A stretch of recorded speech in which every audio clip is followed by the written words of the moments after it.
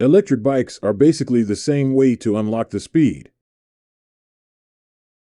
With the meter not illuminated, turn the throttle all the way down. Squeeze the front brake at the same time. Hold it still.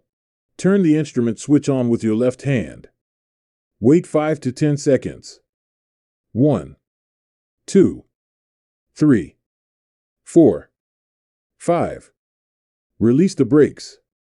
Now look at the meter. The speed limit has been lifted.